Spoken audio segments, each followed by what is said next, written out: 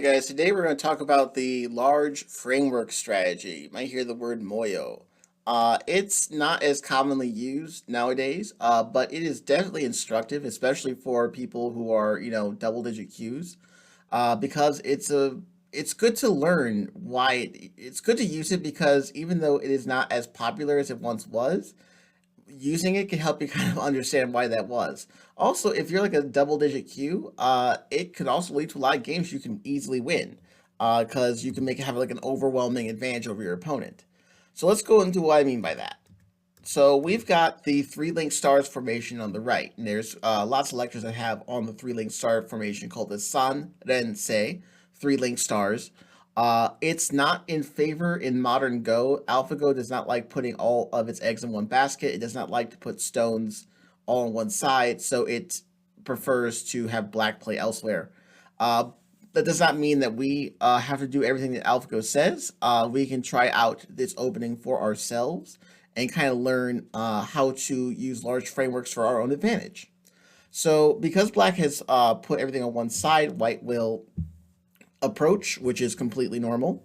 And then black could, for example, play on the bottom. So if black responds, this is perfectly normal, then we can have a game like this.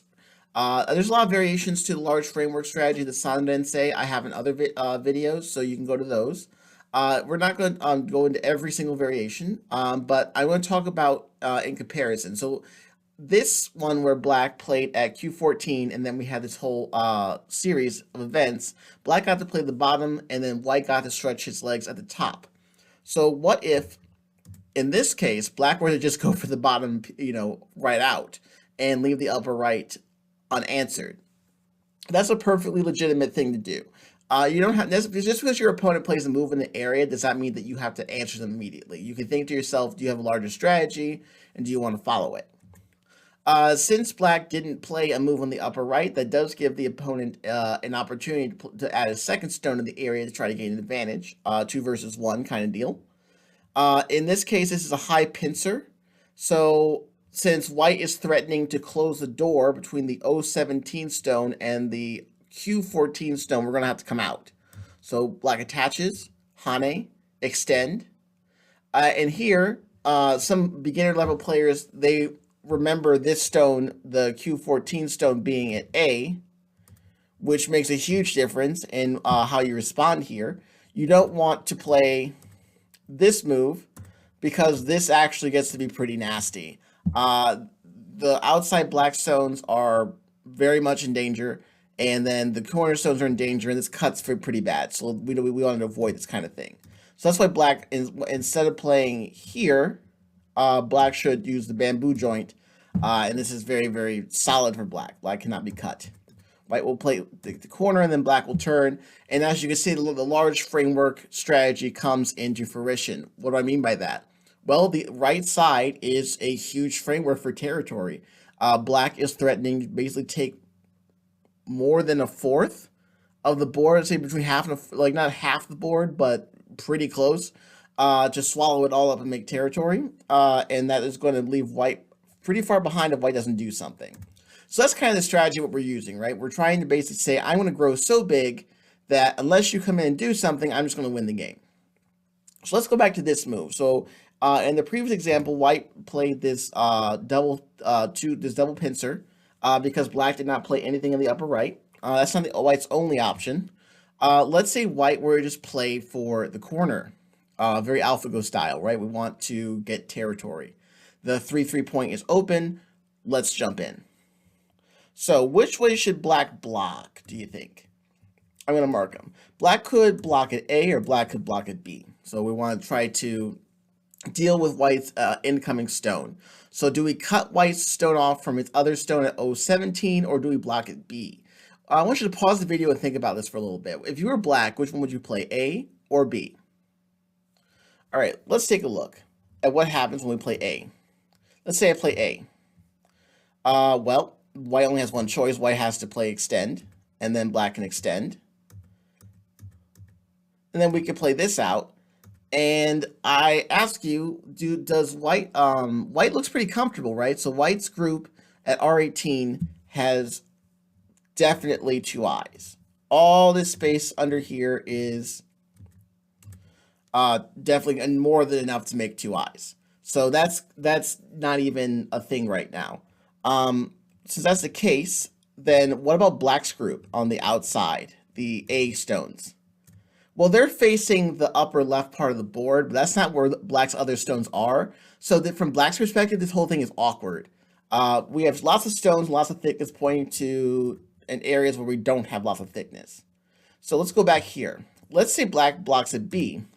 I want you to kind of get a feel for this, that like blocking this way, that yes, you're allowing the white stones to connect, but I want you to kind of visually see how your stones are all linking together. They are pointing towards one another. And that's what you kind of want with these large framework strategies, is you want your large walls to point at each other instead of away from each other. And you may not notice that before you start plopping stones down, but this is where you have to sort of visualize in your head.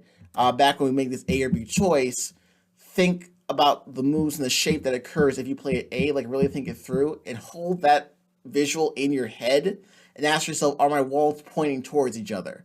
If they're not, you might be on the wrong track. So black blocks this way, white must connect to the other stones. Black plays here. Black plays like, I don't know, something else. White's play here, this tiger's mouth, is so powerful. White's shape is super strong. Black is losing liberties. It's not acceptable to let white have this space, so black gets it first. Also, it makes white weaker, and black is very strong. Black stones have 1, 2, 3, 4, 5, 6 liberties, which is very healthy. So then white will, let's say, play here. It's not the only move you can play here, but let's say white connects all of his stones. And then black will push. And let's say we have this going. So white, remember, this is a sort of a pushing battle. We don't want to let the other person kind of get ahead of us in the race. Like when our stones are grinding against each other, we want to try to put enough force to where our stones get ahead. And we don't want to lose an opportunity, because then our opponent gets ahead and it becomes difficult for us. All right, so that's why black cuts here and then extends to threaten the ladder. White defends a stone and black plays here. And we can kind of see that the lower right is becoming a thing. So this is a large framework strategy. We build a framework. Now white gets a good amount of territory at the top. This is kind of the minus of the large framework strategy, in that while you're building a framework, your opponent's probably making a lot of surefire territory. Everything from N19 to R19 is pretty much surefire territory, and probably M16 is going to die. And the territory around that most likely will become white's territory. So we are giving up quite a lot, which is probably why we don't, in modern Go, we try to stay away from this strategy. But I do want to show it off because it teaches you a lot of good skills and a lot of ways to evaluate the board. All right, so we've got a nice big framework here. And so basically what black is threatening, saying, okay, white, listen, I'm going to keep building. I'm going to build huge walls. I'm going to grab large sections of the board. It's up to you. You do something. And then white will usually invade. So back to here. We played here, which is really big, right? We extended our framework. And if we were to miss this spot, like let's say we were to go in and defend our framework in the lower right, and then white gets here. Now who has a large framework? Now it looks like white is starting to build the left side of the board. And if we even were to answer this, then white is going to play somewhere over near A. And then white's the one with the bigger framework. So these sort of critical junctures, right, these vital points are super big. And so this will be a vital point. So when we're pushing against each other, this sort of move is a vital point. It gets me ahead of my opponent, because otherwise my opponent will get ahead of me. Other moves that white could do to try to come into black's area are like this. And we'll talk about how to deal with these in a second. But once you understand that, like, this looks scary, but like white should be able to make a living group in black's area if white plays his cards right. So this is kind of where the interesting part of the large framework strategy is, because your opponent has to invade, and then do they make it out with their invasion, or do they pay a huge price for it? All right, so let's look at it. So let's say white approaches. Let's say black were to pincer like this.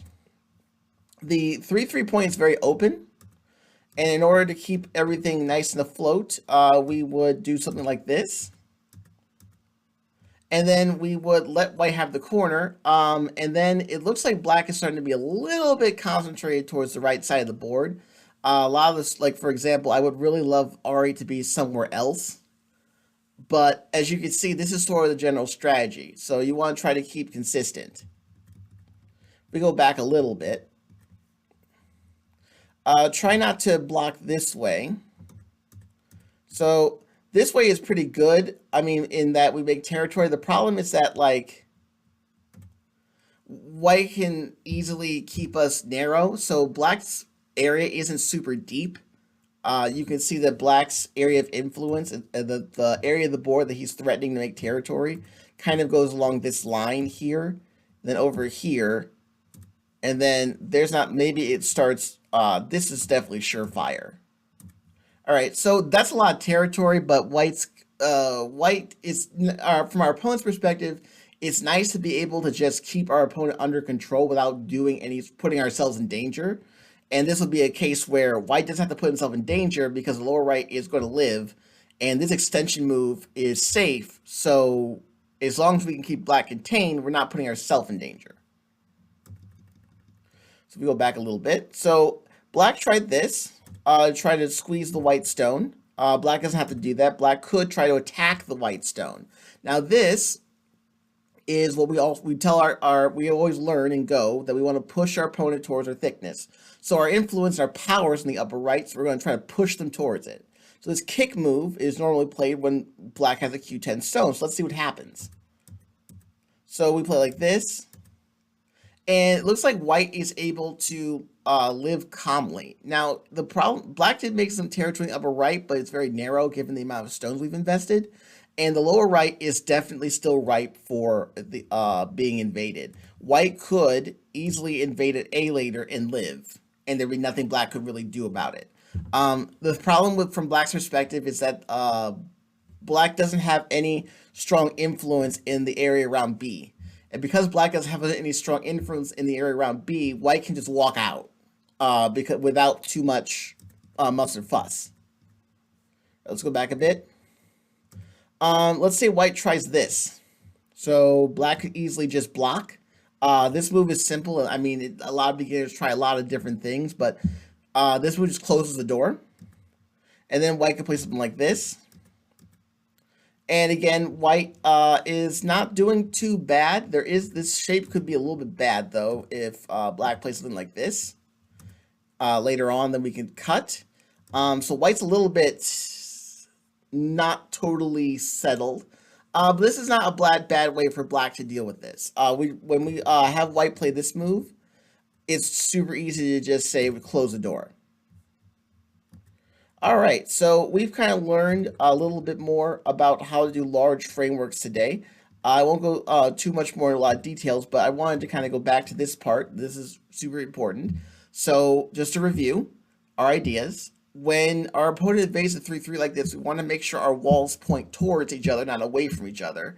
That's why we want to block at B, because the wall will face towards our Q10 and Q4 stones, whereas if we block at A, then our wall will not point towards the right direction. So once we get our walls pointing in the correct direction, then we can start to build a large framework. Always make sure to get ahead of your opponent as best you can. Don't miss these vital points. So for example, black wants to play here. Always look towards the edge between your area and your opponent's area. If you can push theirs back and make yours bigger, always go for those things, because even these moves, they're slack and they can lose you the game. I have lost a high level game because I did not push as hard as I should have. It wasn't a bad move. I just should have pushed more to get more, and I lost by a few points. I lost the advantage, the initiative. These moves are the initiative moves. These are the vital points on a large scale. I need to get some experience to watch out for them. And then after you build something big, you invite your opponent to come in, and then you attack them in order to try to make points. And this is the core of the large framework strategy. Try it out. Again, modern Go, you won't see this kind of play as much, but you know what? We're beginners in Go. We're double-digit queues. We're single-digit queues.